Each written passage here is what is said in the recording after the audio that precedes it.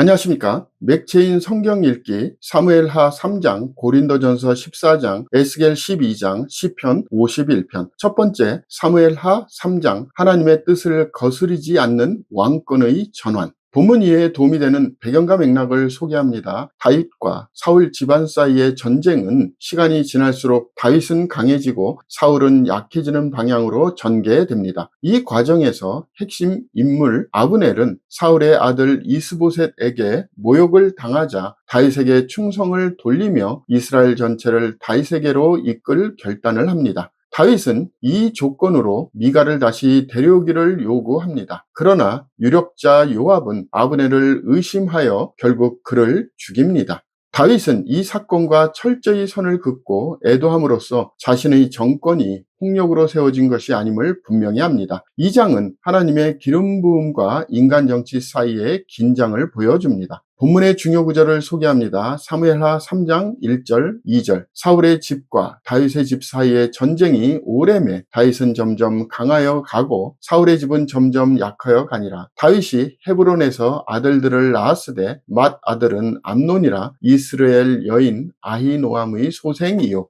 본문을 적용하는 데 도움이 되는 가이드라인입니다. 오늘날 우리는 권력과 성취가 인간의 능력으로 이루어지는 것처럼 생각하기 쉽습니다. 하지만 하나님께서 세우신 일은 때를 따라 점진적으로 성취되며 인간의 수단을 넘어섭니다. 하나님의 일에선 조급함보다 신실함과 정직함이 중요합니다. 모든 과정을 통해 하나님이 드러나시도록 살아가야 합니다. 두 번째, 고린도전서 14장, 질서 있는 예배, 교회를 세우는 은사의 목적. 본문 이해에 도움이 되는 배경과 맥락을 소개합니다. 바울은 방언보다 예언을 강조합니다. 방언은 통역이 없으면 자신에게만 유익하나 예언은 교회 덕을 세우기 때문입니다. 예배 중 질서 없이 방언을 말하는 행위는 믿지 않는 자들에게 미친 것 같이 보일 수 있기에 모든 것을 품위 있게 하고 질서 있게 하라는 명령으로 마무리됩니다. 또한 여자들이 교회에서 말하는 문제는 당시 질서와 권위를 반영하는 것으로 해석됩니다. 이 장은 은사의 목적이 개인의 유익이 아니라 교회의 유익이며 예배는 질서 가운데 진행되어야 한다는 원리를 세웁니다.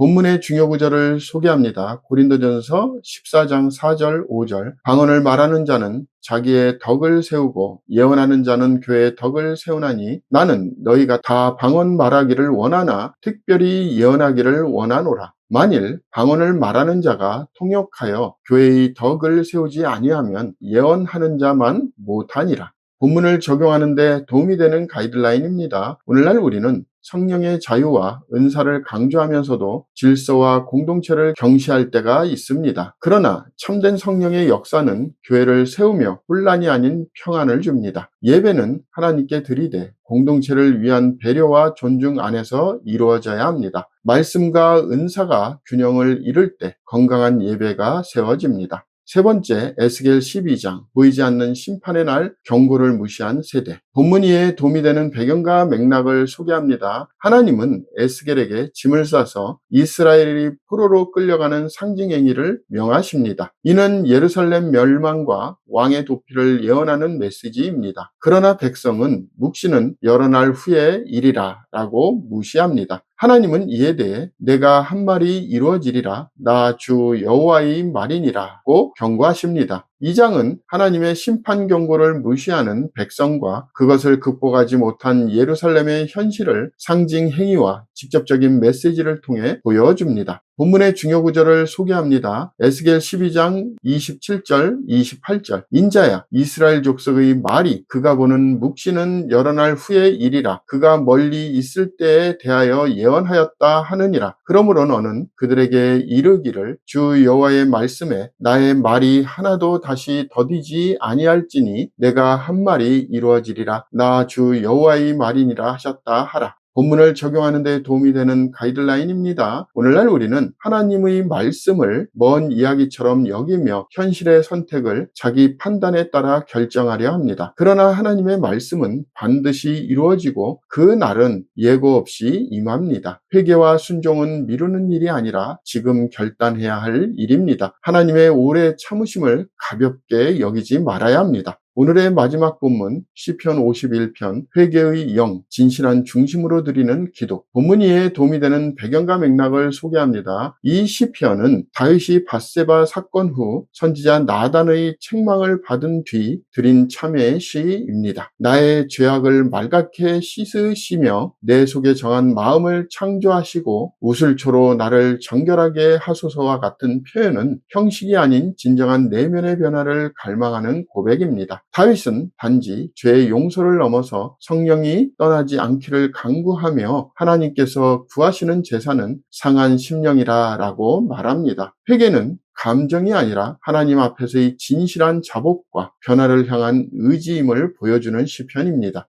본문의 중요 구절을 소개합니다. 시편 51편 16절 17절 주께서는 제사를 기뻐하지 아니하시나니 그렇지 아니하면 내가 드렸을 것이라 주는 번제를 기뻐하지 아니하시나이다. 하나님께서 구하시는 제사는 상한 심령이라 하나님이여 상하고 통회하는 마음을 주께서 멸시하지 아니시리이다. 본문을 적용하는 데 도움이 되는 가이드라인입니다. 오늘날 우리는 죄를 인정하면서도 진정한 회개 없이 위로만 구할 때가 많습니다. 하나님은 겉모습이 아닌 상한 심령을 받으십니다. 회개는 삶을 바꾸는 시작이며 진정한 회개는 하나님과의 관계를 회복하게 합니다. 무너진 마음을 하나님께 가져가는 것이 은혜의 문을 여는 길입니다. 감사합니다.